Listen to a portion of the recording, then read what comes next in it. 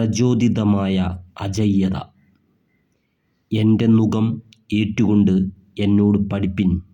മത്തായി 11:29.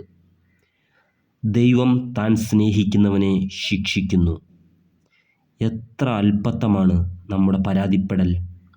താനുമായി സംസർഗം ചെയ്യുന്ന ഇടത്തേക്ക് കർത്താവ് നമ്മെ കൊണ്ടുവരാൻ തുടങ്ങുമ്പോൾ നമ്മൾ അല്ലയോ കർത്താവേ, എന്നെ മറ്റുള്ളവരെ പോലെ ആകാൻ അനുവദിക്ക എന്ന് ഞരങ്ങുന്നു. നുകത്തിൻ്റെ ഒരറ്റത്ത് പിടിക്കാൻ യേശു നമ്മോട് ആവശ്യപ്പെടുന്നു.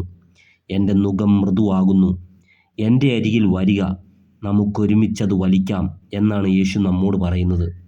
നിങ്ങൾ ഇങ്ങനെ കർത്താവുമായി താതാത്മ്യം പ്രാപിച്ചിട്ടുണ്ടോ? ഉണ്ടെങ്കിൽ തൻ്റെ കൈയുടെ താങ്ങിനായി ദൈവത്തെ നിങ്ങൾ സ്തുതിക്കും. ദൈവം നമ്മുടെ വൈകാരിക ദൗർബല്യത്തെ എടുത്തു കളയുകയും നമ്മുടെ പരാതിയെ സ്തോത്രഗീതമാക്കി മാറ്റുകയും ചെയ്യുന്നു. ദൈവത്തിൻ്റെ ശക്തി അറിയാനുള്ള ഒരേ ഒരു വഴി യേശുവിൻ്റെ നുകം നമ്മുടെ മേൽ എടുക്കുകയും അവനിൽ നിന്ന് പഠിക്കുകയുമാണ്. കർത്താവിങ്കിലെ സന്തോഷം എൻ്റെ ബലം. വിശുദ്ധന്മാർക്ക് എവിടെ നിന്നാണ് ആനന്ദം ലഭിക്കുന്നത്?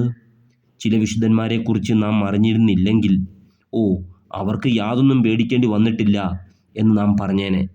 ദൈവത്തിൻ്റെ സമാധാനവും പ്രകാശവും സന്തോഷവും അവരിലുണ്ട് എന്നത് അവരിൽ ഭാരങ്ങളും ഉണ്ട് എന്നതിൻ്റെ തെളിവാണ്. ദൈവം ചുമത്തുന്ന ഭാരം മുന്തിരിങ്ങയെ ഞെരിച്ചു പിഴിയുമ്പോൾ വീഞ്ഞ് പുറത്തു വരുന്നത് പോലെയാണ്.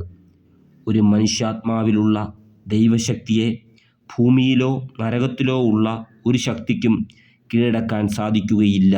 അതൊരു ആന്തരിക അജയ്യതയാണ്.